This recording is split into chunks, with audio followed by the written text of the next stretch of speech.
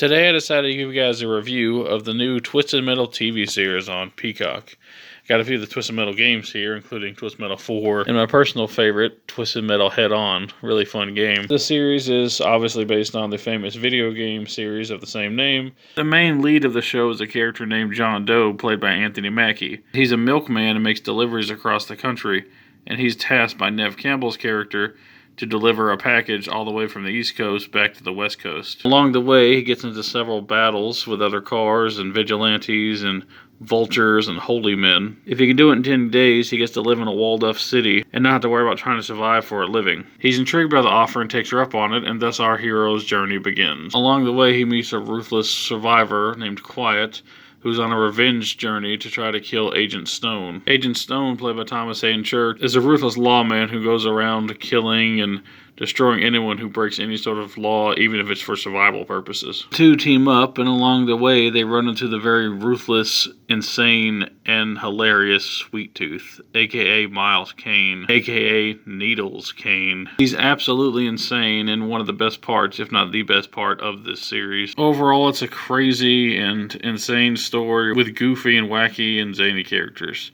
But what's my overall thoughts on the show? Well, I'll get to that now. First off, I'll start with the positives, and that's have to be the cast. I think Anthony Mackie does a really good job as John Doe. Sweet Tooth is definitely the highlight of the series and played amazingly by Samoa Joe as well as Will Arnett. I also really enjoy the action that is in the show. I do wish there was more of it, but when you do get vehicular combat and action, it is pretty top-notch, especially for a TV show. There's also a pretty good selection of music that's featured within the show, and I actually think that they chose a good job having a soundtrack that was actually from the era that the show takes place in and before. The world essentially went to crap in the show in the year 2002, although there was one song from 2003 in the show, but to be fair, that wasn't part of the in-universe soundtrack, so I guess I can let that go. But for the most part, they do keep the music time period accurate.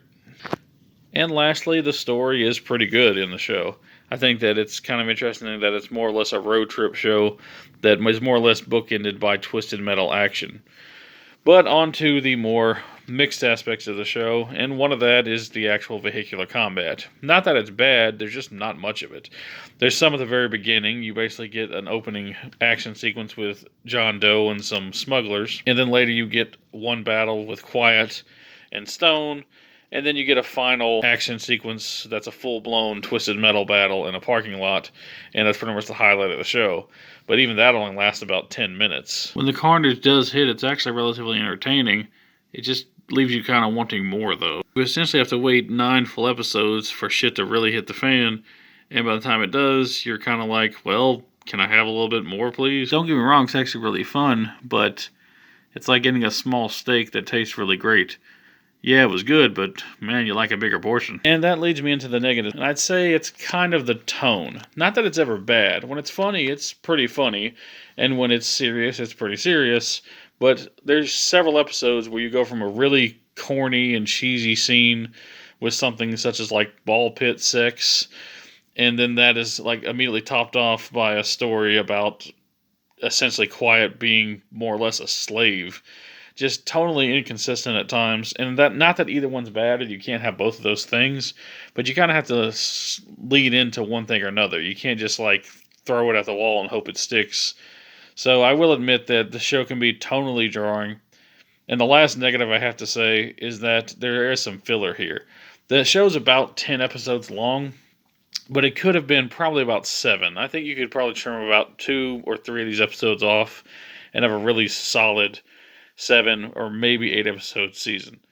But besides that, I was actually rather impressed with the show. I think it's fun, it's entertaining, I like the action that does happen in the show, and I think that it's, one of the better shows that I've watched in more recent years. I don't watch a lot of TV shows.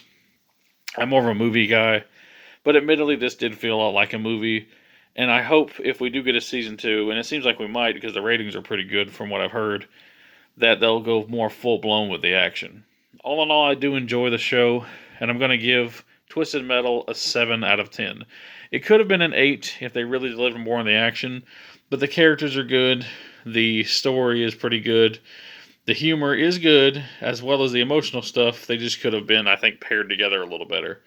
All in all, I do recommend the show, and I think it's definitely worth a watch if you have Peacock, and I do recommend it for Twisted Metal fans and just fans of action comedies. Well, that's my review. I do thank you all for watching, and peace out.